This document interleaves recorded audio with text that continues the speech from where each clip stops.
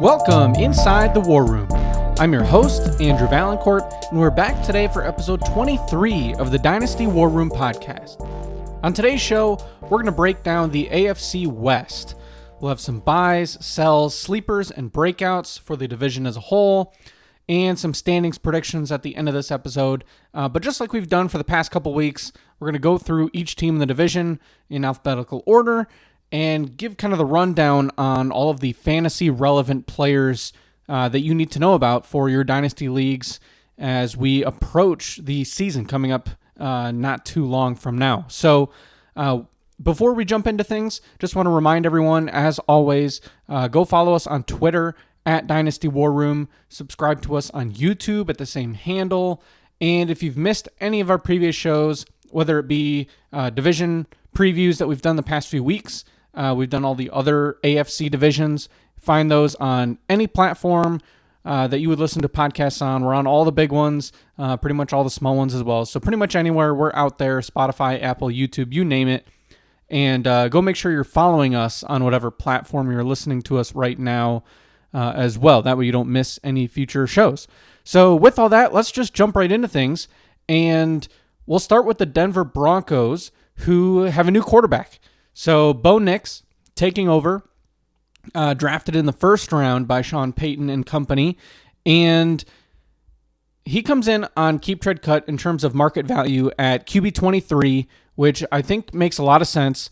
He was, end of the first, early second round pick in most rookie drafts, assuming a superflex league, and he is someone that a little bit older of a prospect, but was very accomplished at Oregon and comes into the pros with Troy Franklin, his college teammate and receiver. And while it may have felt like a little bit of a reach to take him at 12 overall, the Broncos were kind of forced into doing so. We saw how with the draft playing out, Michael Penix going to Atlanta, J.J. McCarthy going to the Vikings as well. So there was, the quarterbacks were just really going early in this draft. There really wasn't a lot that Denver could do unless they wanted to try trading back and still taking him, but that's always a bit of a risky bet when it comes to the quarterback position. So we've seen Sean Payton successfully utilize a quarterback with a somewhat similar skill set in Drew Brees. Not necessarily known for having a huge arm or rushing ability, somebody that is accurate, processes well, gets the ball out quick, that sort of player. And I think that fits the system with what Denver wants to do. He's going to have some receiving threats out of the backfield. He's going to have a couple speedy new receivers, to play with. So I'm pretty much with the market on Bo Nix. I don't think he's necessarily going to develop into a fantasy superstar, but I think that he can certainly be a serviceable quarterback, get you, a solid, mid to upper QB2 level in Superflex if he pans out as a QB, with, maybe a spike season here or there if he gets that touchdown rate up. But it's a bit of a question mark, and I think that's reflected with his QB 23 value. I certainly don't expect Denver to be a great team this year, so they'll probably add another, high-level draft pick to the team next year. So Bo Nix, QB 23, I don't think he's somebody that I'm looking to try to acquire right now, but obviously if you just drafted him, I'm certainly not selling him. He's just somebody you're holding on to from your rookie draft, hoping things pan out. I did have him ahead of Michael Penix in my rookie rankings post-draft in our final episode show, or final rookie ranking episode, largely just because of the fact that he's going to start sooner than Michael Penix. I liked Penix ahead of Nix pre-draft, but post-draft, I think and then the general consensus flipped on that. But, I have him in a league or two. I did take him at the 112 in a league where I was pretty desperate to add a quarterback. So I think he fits in that range, and, just have to kind of cross your fingers and hope that Sean Payton can still work his magic with Bo Nix. Now, running back is a whole different story here in Denver, right? So Javonte Williams returning RB 33, Jaleel McLaughlin coming in at RB 43, Audric Estime at running back 49. He's a rookie. They just drafted him. Samaje Perine at running back 97, and then Blake Watson, a pretty interesting undrafted free agent, coming in at running back 84 on Keep Trade Cut. So Javonte Williams was somebody that came into the league with tons of hype, and for good reason. I mean, he kind of checked all the boxes. He was young, was somebody that really could have turned into a superstar fantasy running back. But between injuries and just the unstable offense, whether it be quarterback play from Russell Wilson or just, bad offense overall, he hasn't gotten it done. And injuries have certainly played a huge role in that. And now it sounds like he's fully healthy. But at this point, there is a huge question mark about whether or not he's going to be given the runway to turn into the superstar running back that we want for fantasy that, is going to really dominate and be a bell cow. We just don't know that that's going to happen, both because of Sean Payton and the offense and because the injury factor, and they've drafted multiple running backs since Sean Payton and co took over the team. So McLaughlin is somebody that's really interesting. The fact that the market value between Williams and McLaughlin is only 10 spots is a little interesting to me. I don't know that I'm quite that out on Javonte Williams.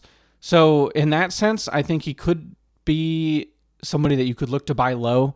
I don't think he's going to get cut. I think the rumors that that's a possibility are a little crazy. I think that he's going to have the opportunity to take over the load and be the starter. That's certainly what I expect to happen. Now, whether he can stay healthy and then produce is a different story, but I don't think that the idea of him being cut is really that plausible. He's not somebody that's getting a ton of money that's going to save them a ton against the cap. But if it turns into some form of a committee, which is certainly likely, Williams is going to probably be the leader in that group, but then McLaughlin can really catch passes. Audric Estime was just drafted. He's probably going to be a threat to be more of that early down Mark Ingram style back in the Peyton system. Could get some goal line work. He becomes especially interesting if Javonte Williams misses any time. And then Samaje Perine caught a lot of passes last year, but I do expect that he is the one that's probably going to be cut from this team. And then Blake Watson, if he makes the roster, could threaten more of that McLaughlin type role, third down back type of thing. But again, I think I'm a little skeptical there. I think that he likely starts the season on the practice squad, and then Perine gets cut, and then you have a Williams, McLaughlin, and Estime three-man backfield. So that's what I'm expecting.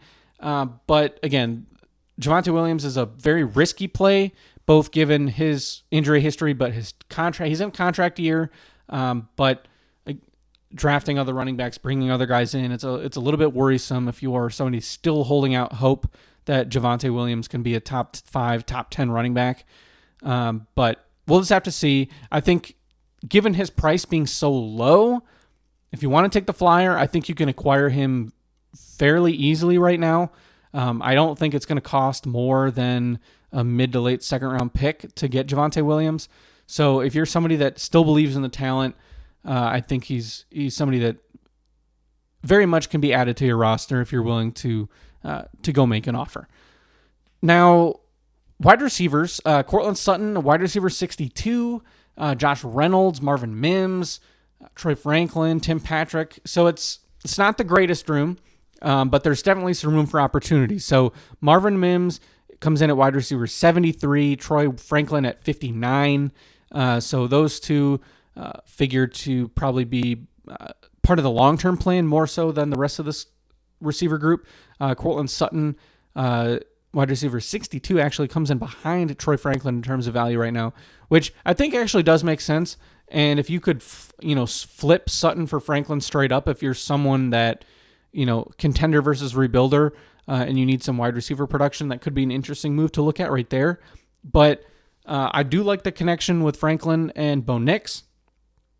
So if I'm somebody that drafted Bo Nix in my rookie draft, hopefully you had the chance to add Franklin as well, because I think that pairing could turn in to be a pretty good one, considering that Sutton, there's been trade talks forever. If Denver struggles, there's a good chance that he's moved before the trade deadline. Josh Reynolds is an interesting, kind of bye-week flex plug-in option. He just has this knack for staying around and getting involved, and he got a decent contract from the Broncos as well. So he is going to start the season as a starter. So don't be surprised if he's out there and, has some production. Now, in terms of fantasy value long-term in Dynasty, I don't think he's anything more than kind of a year-by-year, throwing at the end of your bench. If you can get a week or two of use out of him, that's great. But mainly just some depth. But I think he's worth rostering, especially if you're in a 12-team league or a deeper, deeper bench spots. Reynolds is somebody that I would still have on a team. Tim Patrick, I think the dream is dead there. I think the multiple injuries, back-to-back seasons really, stinks for him after he got a contract. But you can leave him on waivers. But and I do prefer Franklin over Mims. So Mims was another rookie from last year that I liked a decent amount, kind of at that 2-3 turn back of the second in particular range, as did, frankly, most other people. But just didn't do a lot as a rookie. Whether that was him or the system or Russell Wilson is yet to be seen. But there's going to be some opportunity there as well. So if you, if he's somebody you can get thrown into a larger trade or something along those lines, I think that is a good way to, try to acquire him at this time of year. Tight end, Greg Dulcich is the player that I'm still looking at for the Broncos. Tight end 25 on Keep Trade Cut. Adam Troutman is still there. Lucas Kroll. My bet is still on Dulcich. He showed flashes. He's a good receiver. He just needs to stay healthy, get on the field, stay on Sean Payton's good side, pass up Troutman on the depth chart, which is a little silly if you ask me, that Troutman continues to see so much playing time, whether it be from back when he was on the Saints or now. Granted, last year, a little bit of a unique situation because of the injuries, but it was a big story last offseason about, Sean Payton just talking up Troutman and not mentioning Dulcich. So it's a little frustrating for fantasy managers, but Dulcich is still the guy that I would rather have on my roster compared to anybody else here. If you have a really deep bench, 35, 36 players, something like that, or you're in a 14-team league along those lines, Kroll is a worthy speculative ad if you have the space, right? Never leave any bench spots empty on your team. That's just a good general piece of advice. Is there's never any reason to have open bench spots because you just want to throw a guy on there, hope he has a good week, hope he, improves on his value. You never know what can happen, but having that spot empty does you no good. You can always drop players if they're not working out to pick others up. But Dulcich, I acquired him for the 410 in a league during my rookie draft this offseason. He's somebody I think you can get for a 4th-round pick. I just don't think that people are that bullish on him. But given the lack of competition, I think it's worth, a roll of the dice if you are in need of some depth at the position. Moving on over to Kansas City, and we're not going to talk wide receivers. We're going to talk quarterbacks first, per usual. And Kansas City should, as they've been with Patrick Mahomes, an elite offense. Everybody always wants pieces of the Kansas City offense, led by Mahomes. He's the QB2 on Keep Trade Cut behind Josh Allen. There's not a ton to say about him because I think he's a very safe player to have. His value should remain for the next several years. He gives you a little bit of rushing, but he's just such a dynamic passer. One of the greatest, players we've seen. So, again, nothing really to say here about Mahomes other than that I agree with the fact that he is QB2 behind Allen because Allen does provide a lot more of a rushing upside. But I think that Mahomes actually is going to be in for a pretty good season, probably a bounce-back season, which is funny to say after winning the Super Bowl. But from a fantasy standpoint, I think his receiver room is significantly upgraded, and we should, kind of see more of a true vintage Mahomes this year. So I'm happy to have him, as should all of you, if he is your QB1 in Dynasty. Now, the running back position, it's really Isaiah Pacheco and then a whole bunch of nothing. So Pacheco is running back 12, and then there's Clyde Edwards-Helaire still hanging around, running back 78. Deneric Prince, Keontae Ingram, Amani Bailey, Carson Steele, Louis Rees-Zammit, the rugby player that came over to the Chiefs in the offseason. So a lot of kind of no-name type of players behind Clyde Edwards-Helaire, fighting for that second and third spot on the depth chart. And I think that's what makes Pacheco's value so worth it, because running back 12 is pretty expensive for what he is. But when you do look kind of around the league and you see what's there, it makes a lot of sense. He's still pretty young. He's got the entire backfield to himself. There should not be any form of committee here. And he should have a really good season. So that's why I think, even though the price tag is a little high for somebody that, wasn't drafted in the first or second round or anything like that, he's proven it on the field. He's got the backfield to himself, and I expect Kansas City's offense to be better in 2024 than it was in 2023. So that's always good news for Pacheco. CEH is somebody that I think is absolutely worthy of a bench spot because he's a very valuable handcuff this year.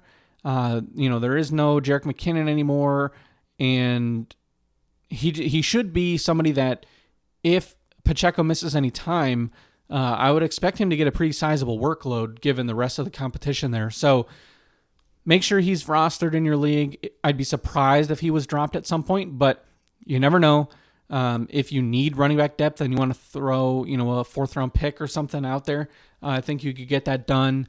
You could probably make a player swap as well, or just have him as a pure, add-on to any sort of larger deal. And if you're really looking to add the third running back on this team, because that position and that player will likely have some sort of value, even if they're not someone that you're starting in your lineup, they're probably someone good to throw onto your bench. I am not that excited about any of these guys, but I think if I had to add someone, I'd probably go with Imani Bailey, rookie at a TCU, kind of an older back, but gotten a little bit of buzz this summer and has a chance to, crack that, roster and be the third running back. I'm not that excited about anybody else. There's a little bit of hype about, I'm hoping I'm saying his name right, but Rees-Zammit from rugby that's coming over. But I don't know that he's really going to be a pure running back. I think he's largely going to be a special teams player. And with the way that the kickoffs are changing this year, he could be somebody that has a bigger impact there than at running back. But again, Pacheco, Clyde Edwards-Helaire are really the only two that should have any sort of real fantasy impact this year. At wide receiver, Xavier Worthy, wide receiver 29, Hollywood Brown, wide receiver 46, Rashee Rice at wide receiver 32, and then a whole bunch of nothing. So people want to hold out hope for Sky Moore, Kadarius Toney, Mecole Hardman, Justin Ross, and then Justin Watson is still there. I'm not interested in any of those names. I think the ship has sailed for Sky Moore and Toney in particular. But I am very interested in Worthy, Rice, and Brown. So Worthy was my rookie wide receiver 4. I would have taken him, and I think I did take him at least in one league at the 109 in a rookie draft. So I do like him a lot. His great speed, was a really productive college player at Texas, and broke out early as a freshman. So I think he sets up well to be Kansas City's wide receiver 1 for the next several years. Which, when you're paired with Patrick Mahomes, is a great spot to be in. And Hollywood Brown should be a very, I don't want to say safe, but he should be a quality wide receiver 2, assuming health stays there for him, because he's a deep threat, can stretch the field, can do a lot of the same things that Xavier Worthy does, but has that experience. And with Rashee Rice looking at a suspension, there's certainly going to be some volume to go around. And chances are Brown might start the season as the wide receiver 1 before eventually Worthy takes over later in the season. But that could be very complicated once Rice does eventually come back, because it's going to be crowded between these 3 receivers and then Travis Kelce, who is really the true number 1, receiving option on this offense. So with Hollywood Brown, I would be looking to sell him if I was a middle of the pack or a rebuilding team. I think if you're a contender, it it's worth having him on the roster and see if you can get some of those explosive weeks early in the season. But then same sort of deal. If you want to wait, have a week or two, and then try to sell Hollywood Brown, I think that's also a very smart move that you can pull off with him, particularly if Rice does get some sort of suspension. I would expect his suspension to be somewhere between 4 and 8 games. That hasn't been decided yet, obviously, but I think 6 in particular is probably a pretty safe bet, but I would be surprised if it's anything less than 4. And so because of that, I think it sets up kind of an interesting market for Rashee Rice, because when you have somebody that broke out the way he did at the end of the year for one of the best teams in the league, there's, a lot of value to be had if you're a top 2 receiving option for Patrick Mahomes. And then the offseason hit, and he got in all this trouble, the racing, the various legal issues that came up with him. And it's not, I think it scared a lot of people into wondering, okay, is this going to turn into a situation where, he's going to get in too much trouble off the field so that even if he does, only have a minor suspension at first, then something else happens and he's suspended again or finds himself out of the league or whatever the situation is. I think that there is certainly some risk and worry for managers with Rashee Rice. And so I think it kind of opened a buy low window, because I'm not all that concerned about him having some sort of prolonged suspension past this year or, falling out of favor with the team or anything like that. I think it would take another fairly significant incident for something like that to be the case. But obviously, if you are a contending team, Rashee Rice is somebody that, you don't want to go without 6 to 8 weeks of production, especially if you're not a very strong team that can withstand that type of absence. So if he creates a big hole in your lineup or, puts you at a very thin position, you can go out and use him as trade bait, acquire somebody that is going to be there for you at the start of the season. But my advice overall with Rice would be to try to hold on to him if you can withstand the suspension, because I think that people are a little too worried about that, and his value, it's bounced back a pretty solid bit, which is good news, I think. But it had dropped so low at certain points in the offseason that it was too much, because if he were to be suspended for 4 to 8 games, obviously that's unfortunate and it's going to impact your fantasy season, but he's still back for the second half of the season, the important games, the playoffs, and it's not just like he's going to disappear from this Kansas City offense. I think that by the time Rice comes back, he'll probably have to work himself back in, but we could see him overtaking Hollywood Brown in this offense and then, serving as a nice pairing with Worthy. So I still think he's kind of a buy low if you have depth, because if you don't, he's not the player for you. If you're one of those teams that has a powerhouse starting lineup, but extremely thin on depth, Rashee Rice is probably not the player that you want to add to your team. But if you have depth, you're built out a little bit more to where you wouldn't need to, count on him potentially for most of this season, that's where I think he makes a good buy low candidate in those types of situations. As I mentioned, everybody else, Moore, Toney, Watson, Hardman, Ross, etc., I think you can cut them all. Maybe Sky Moore has a tiny bit of trade value. Same with Kadarius Toney, but I really don't know that you're going to get much of anything for either one of them. But because Sky Moore was just drafted a couple years ago, I think because of that name value that you could probably get a 4th-round pick for him, which, certainly better than nothing. So send out a couple offers like that before making the move, but I think you can safely move on without having to worry about Sky Moore breaking out and turning into a wide receiver 1 or 2 in the league. Travis Kelce, familiar face per usual at tight end for Kansas City. He's valued at tight end 8. Jared Wiley just drafted. He comes in at tight end 37, and then Noah Gray is still there too. I think that this value is still very good for Travis Kelce. He signed a contract extension, so he should have at least 2 years left before retirement, and I highly doubt that he's going to just fall back and be anything other than a top 5 tight end. So tight end 8, I think, is a great spot to try to buy Travis Kelce if you are any sort of contender. If you have room on your bench to stash Wiley, I don't have any issue with that. But I also don't think that he's going to be Kelsey's eventual replacement. I think that it'll be something where they'll draft somebody once he actually retires in a few years, and that will be the player that is, going to take over. I think Wiley's just more depth. Kansas City's always liked to have, a few players at the position that can, step in here and there when need be. So Wiley is interesting, but I'm not super eager to add into any of my rosters. But if you have the space and you have an empty bench spot, I think he's somebody that that should be rostered in most leagues. Now, moving on to the Las Vegas Raiders, who are likely going to struggle.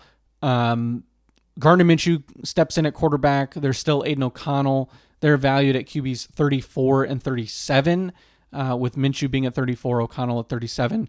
And I don't believe in either one. I just don't think either one are that good. But one of them has to start, which means something. So there is going to be a little bit of value here somewhere.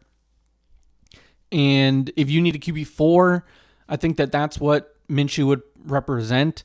QB3 in a pinch if you don't have a lot of assets to move in a trade, but you just want to have someone to have for a bye week, something like that in a Superflex league. I think you can get Gardner Minshew for probably a third-round pick, and that's fine. I am not super excited to add Minshew unless I was desperate for a quarterback. I am much more interested in adding Zamir White at the running back spot. So he's coming in at RB19. There's Alexander Madison at running back 72, and then Dylan Laube at running back 68, with Amir Abdullah still hanging around as well. And I've been pretty high on Zamir White this offseason. I think RB19 is fine. I think that he is probably going to be right in that mid to late RB2 range with potential back-end RB1 upside. So I do think he's probably going to be more of a bell cow, or at least have a significant enough portion of the committee that he should be a solid fantasy starter for you. So he is a bit high risk. And so while I've been high on him and I, have added him in a few teams, we see guys that kind of fit his mold fail all the time.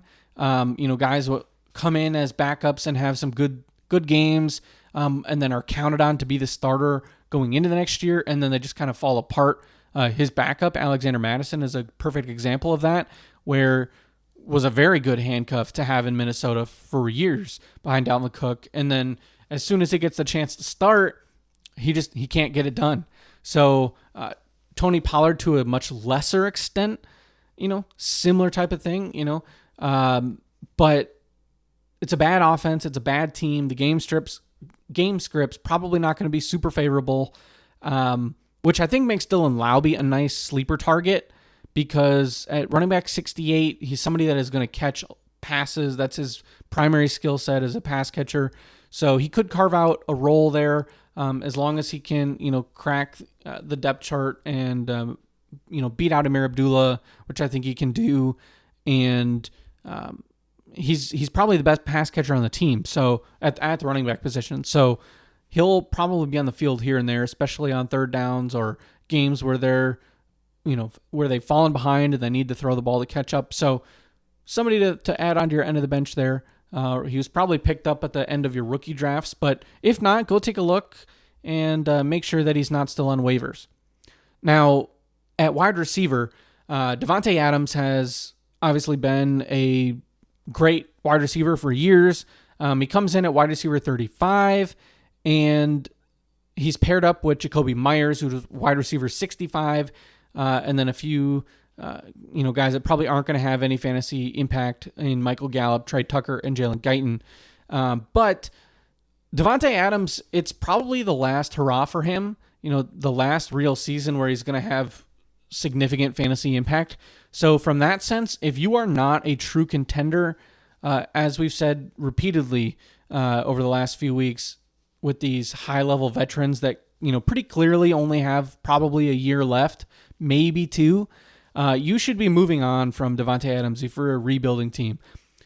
I think he's probably going to be a high-end wide receiver 2 for redraft, but for Dynasty, if you're a middle of the pack or rebuilding team, it's time to move on now while you can still get something good in return. I would probably be looking for a late first in 2025. I think that is reasonable. And if you can't acquire a first, because it might still be a little bit tough, go for an early second with, a young player paired with that. I think that's probably your ideal move. But it's also a little bit difficult because right now is the time of year that draft picks have the lowest value. So it creates sort of this interesting environment where everybody values picks a little differently, and there'll be teams that are just high on them all the time. But then there's also teams that once the season heats up, they're going to start to value those picks even less once games begin. So there's kind of like a life cycle with picks. And so I may have just misstated at the very beginning of this discussion the direction in which the value might go. So I'll try to rephrase it here a little better. But rookie picks are worth the most leading up to the rookie draft and in the rookie draft itself. So once the Super Bowl's over and people start really getting into all the rookies, and there's the combine and the NFL draft and everything is so hyped up. People are super in on the rookies. You can get a ton in return for draft picks. But then right after the draft, those picks steadily start to, decline in perceived value. And then I think it really hits kind of a low point early in the season, and up until kind of 6 weeks in usually is a pretty good spot to determine whether or not you're a contender or a rebuilding team. And so those picks can really start to decline in value around that time because teams are trying to win. So if you can hold off until a little bit closer to the season, or, late August, early September, something like that. Now, again, it's a risky game with somebody like Adams because if he's injured, his value just completely tanks. So you probably don't want to wait until your trade deadline or anything if you have a trade deadline in your league. But I would be looking to trade him probably at some point in late August, right before the season starts, because those picks are going to be, people will be more willing to move them because they're in such a frenzy to compete and do whatever they can to win.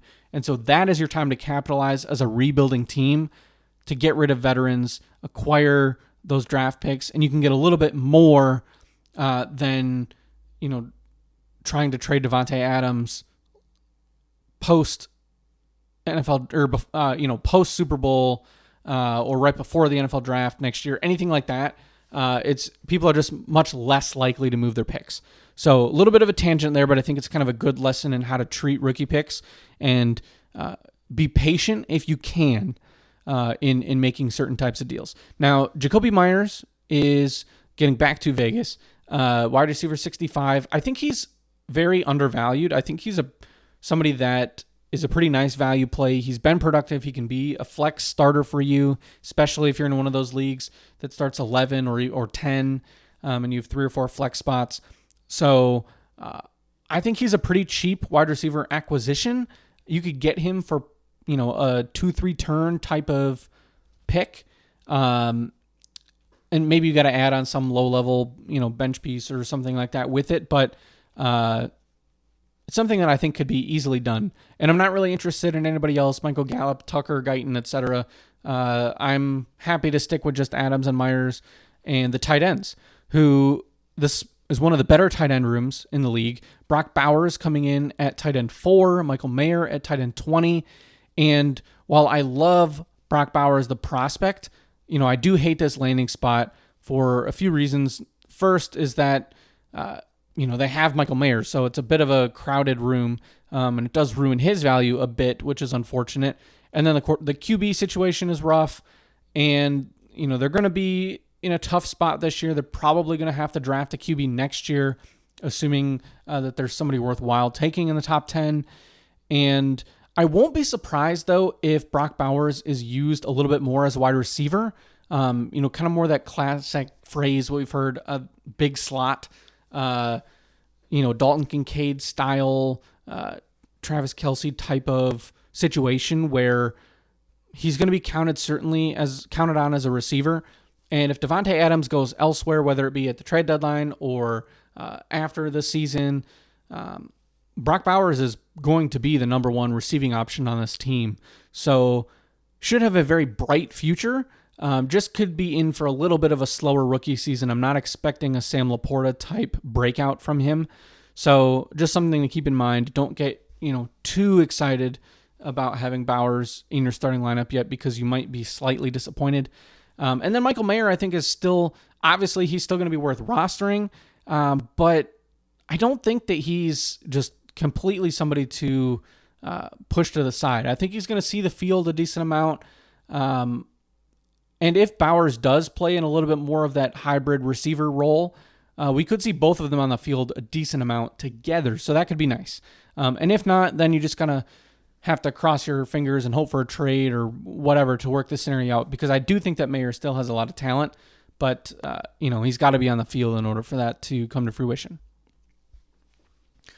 The Los Angeles Chargers, one of the more intriguing teams as a whole this offseason, because they have some fantasy relevant names, but totally new offensive system. Jim Harbaugh coming over from Michigan.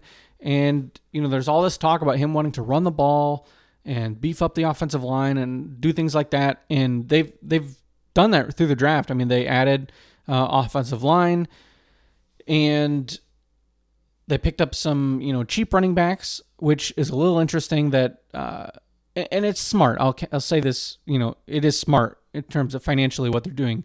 But they took Ladd McConkey in the second round, and people expect them to just run the ball, a crazy amount of the time, like some just abnormal, like lead the league in rushing. And I don't know that I would quite expect that. I think it's going to be a pretty balanced offense.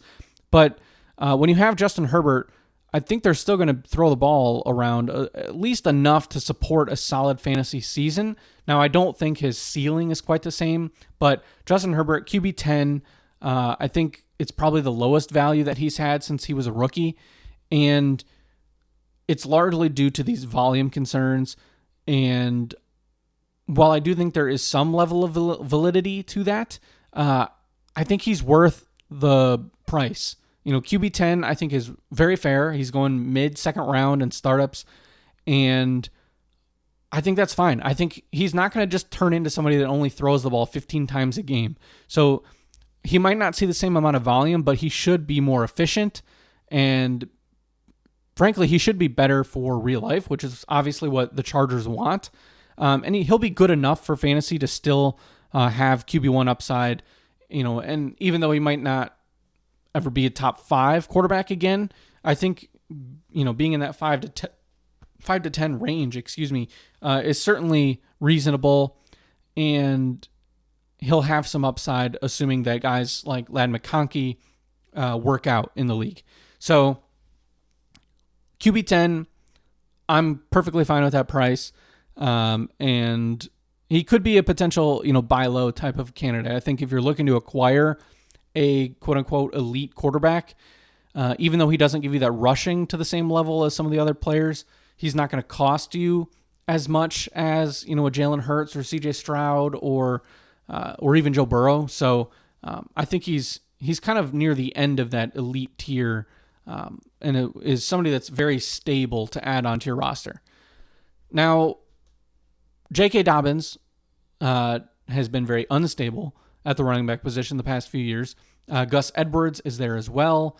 And Dobbins is running back 56, Edwards running back 48, and then Kamani Vidal, rookie 6th round pick, coming in at running back 46. So he has now taken the lead in the market on Keep Trade Cut for most valuable Chargers running back. And it's a tough situation because we know that LA wants to run the ball, but I agree with these market rankings where my favorite player here that I'm looking to add is Vidal. He's being valued very late still. He can do everything as a 3-down bell cow type of running back. He's a little small, but we've seen players of his size be successful. He was a great college player, and he's the one that I think is the best bet to turn into a true fantasy relevant, somebody that you can plug into your starting lineup. And he's still very cheap because of his draft cost. So now understand with that, there is certainly still very high risk because 6th round picks usually don't work out. So it's not like this is any sort of slam dunk, but given the prices and the backgrounds for each of these players, Vidal is the one that I think is the most likely to have a serious impact. Now, J.K. Dobbins is somebody that we've seen be very good, but just has not been able to stay healthy. And I think he could be just an absolute fantasy monster in this offense if he stays healthy. But coming off, multiple injuries, just the severe knee injury he suffered last year, I don't know that he'll ever be the same player. And, that's really unfortunate because he just had a lot of promise. Young player, was really good in college, but I don't know that he'll ever be the same. So he's pretty easy to acquire. I don't think that it's going to cost very much to add any of these guys. Gus Edwards is probably going to end up the goal line back, so it's probably just going to be a very frustrating committee. So there'll be a little bit of value to each of these guys, but not necessarily a ton. But given that all three are very cheap, you can add all three. The cost is not going to be that high to do so.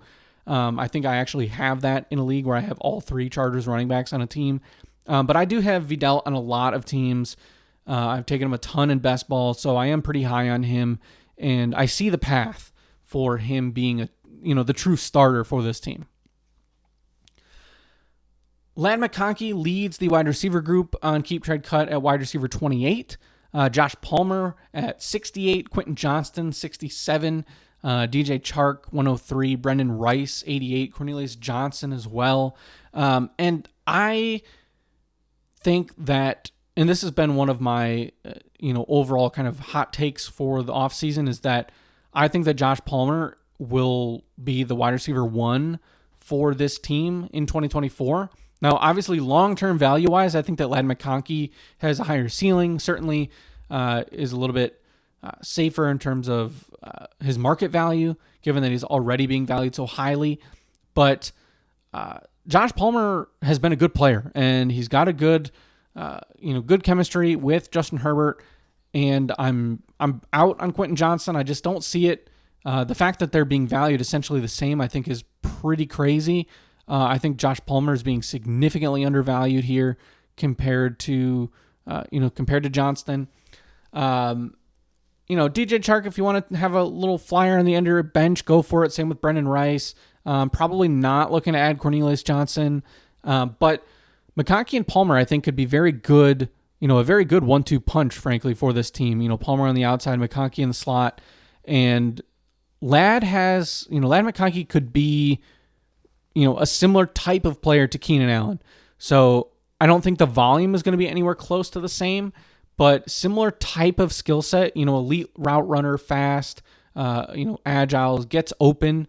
So that's where I think he has a very bright future. But Palmer, I think, is going to be in line for the better fantasy season in 2024. And with that current valuation, I think that's way too low. He's still young, too. It's not like he's some old veteran receiver. So Josh Palmer, Ladd McConkey, the two guys that I'm most interested in adding. If you want to take a flyer on Quentin Johnston for something really late, a 4th-round pick or a swap of some other similarly situated bust, it's perfectly fine. With a new coaching staff, there's always the possibility that he does break out. The team certainly wants him to, given the fact that he was a 1st-round pick. But, we saw him struggle last year. It's relatively rare that we see those players bounce back and be true fantasy difference makers. So just have that in mind, but he's probably not going to amount to someone that you're going to have in your starting lineups on a weekly basis. But if you do have a taxi squad, Brendan Rice, probably somebody that I would stash on there. You could do the same with Johnson if you really have the room, but I would imagine that there are better rookies out there.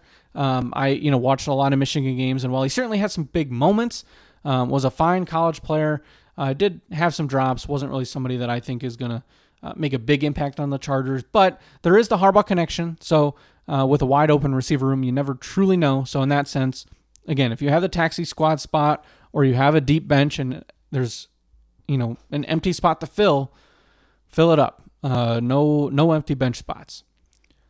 And last but not least, we have the tight end position, which should be used quite frequently in the Harbaugh offense, but there's not really anyone here that I'm that excited about for fantasy. Hayden Hurst at tight end 46, Donald Parham Jr. at tight end 47, and then Will Dissly at tight end 53. So all grouped about the same. I think they're all going to see the field a decent amount. Hurst is probably who I'd want for fantasy, maybe with Parham a close second, because Parham's probably more of the red zone guy, but Hayden Hurst is probably more of the between the 20s, tight end that's going to be more of a receiver. Will Dissly really more of a blocking tight end. So there's a pretty good chance that all three of these guys end up being relatively worthless for fantasy. But you probably have to roster at least Hurst and or Parham until you figure out what the true rotation is going to be. So with that, let's move on to our final segment here where we talk about our biggest buy, sell, sleeper, and breakout for the division as a whole and do our division standings and how we think this division will shake out. Now, for biggest buy, I'm going to go with Travis Kelce, tight end 8. And tight end 8 for somebody that has been, the tight end 1 for year after year after year after year. And sure, he struggled a little bit last season, was banged up a little bit, and, did not finish as the overall tight end 1 for the first time in a while. But tight end 8 from an evaluation standpoint for, and I get it because he's probably only got 2 years left. However, when you're acquiring a player that is essentially locked in to be a top 5 player at the position, especially if you are in a tight end premium league, I think he's worth going out and making the move. I mean, would you rather have Davante Adams or Travis Kelce? I would rather have Travis Kelce. So if you're a contender and you want to make a move like that, or you're looking to acquire a boost at your tight end position, I think Kelce makes a lot of sense. I think you're more likely to get him than you would be one of those younger stud tight ends because people are so worried about age with Dynasty. So Travis Kelce is a good buy right now for me in the AFC West. Now, the biggest sell we just mentioned, I think Davante Adams probably fits the bill there. And I couldn't really decide between him and Hollywood Brown. Adams checks in at wide receiver 35, Brown at wide receiver 47. And they're interesting because I really don't know that there's a true biggest sell in this division. There's nobody that I'm just absolutely looking to move regardless of whether I'm a rebuilding team or a contending team or anything like that. These are pretty much situational sell candidates because if you're a strong contender, I'm probably not moving either one of these guys. But if you're middle of the pack or worse, both of these players, Hollywood Brown, Davante Adams, probably should be moved, or at least you should see what you can get, especially for Davante Adams because of the age. At least Hollywood Brown is a little bit younger and still probably has a handful of years to have an impact in the league. But Adams, it's the chances that Davante Adams gives you, usable, top 36 wide receiver numbers in 2025, let alone 2026, very slim. So he's kind of a one-year rental in my mind. Now, the biggest sleeper, I'm going to go with Kamani Vidal. Now, it's hard to say that he's a true sleeper because I think everyone, likes him a lot. But I think he has a very good chance to be the starting running back for the Chargers. So at running back 46, it's not a very steep price to pay for somebody that does have league-winning upside. So Vidal, I'm very interested in him, and I'll be looking to add him to as many teams as possible. And then our biggest breakout candidate, who you could also include, you could include him as the biggest buy as well, but Josh Palmer, Chargers, another Charger. Again, I've mentioned I think he's going to be the wide receiver 1 for this team. So having his evaluation, on the market and keep trade cut being as low as it is at wide receiver 68, I mean, for a player that will probably produce a top 36, top 42 season at the position, I think that's a big time breakout candidate. I think if he finishes with 1,000-yard season, he's going to be extremely helpful for fantasy. So Josh Palmer, biggest breakout, and I do have him on a number of teams as well. And I'm always happy to take more Josh Palmer. I got sniped on Josh Palmer in a dispersal draft last month. That was very frustrating, but nice to see that there are some fellow Josh Palmer believers out there as well. Now, last but not least, let's do a very quick prediction for how we think this division is going to turn out. Now, compared to some of the other AFC divisions, this one's not quite as difficult to pick a winner, and that's, in my mind, of course, it's going to be Kansas City to win the division again, and I'm not sure that there's another playoff team in this division. So, with Denver breaking in a new rookie at quarterback, Vegas, really without a quarterback, the Chargers with a whole new offensive system, new coaching staff. I'm going to go with the Chargers to finish in second in the division, but I think they'll probably just miss the playoffs, and we'll go with the Raiders to finish in third and the Broncos to come in fourth in this division. So it's probably Kansas City and then everybody else. So there you have it. There is our AFC West preview for the Dynasty War Room podcast. And that does it for the AFC as a whole. I think we've done all four divisions now. So that means that starting next week, we're going to shift over to the NFC. And we've been going, in order, north, south, east, west. So assuming we stick to that schedule, we will have the NFC North coming up next week with the hometown Detroit Lions. So stay tuned for that. And thank you all again if you've made it this far. I really appreciate it. And again, find us on social media at Dynasty War Room. We'd love to, I'd love to interact, answer questions, on Twitter. So go do that. And thank you all for tuning in, and we will talk to you all next week.